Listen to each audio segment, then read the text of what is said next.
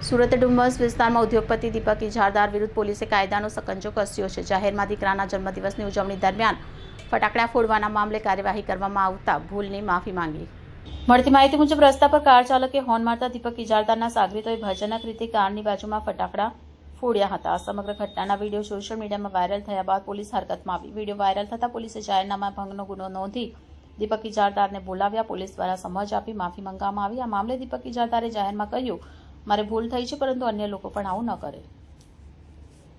રાત્રે 7:30-8ના સુમારે મારા પુત્રના વર્ષગાંઠ નિમિત્તે જાહેર રસ્તા પર મેં ફટાકડા ફોડી ઉજવણી કરી હતી।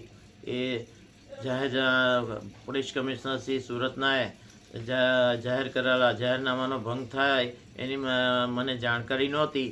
તે સંજોગોમાં એ કૃત્ય કરવામાં આવ્યું અને એ મારી ભૂલ છે, હું કબૂલ કરું છું। તે સંજોગોમાં પોલીસ જે કંઈ કાર્યવાહી કરે એમાં હું તપાસમાં સ્વીકૃતિ છે, એટલે તપાસનો સવાલ નથી। તો તે સિવાય પોલીસ જે કાર્યવાહી કરે એમાં હું સહકાર આપીશ। ભવિષ્યમાં લોકોને અને મને પોતાને અનુભવ થયો તે લોકોને બી મારી સલાહ સૂચન આપવામાં આવે છે કે જાહેરમાં ફટાકડા ફોડીને જાહેરનામા પોલીસ કમિશનર શ્રી સુરતે જાહેર કરેલ જાહેરનામાનો ભંગ ન કરવો।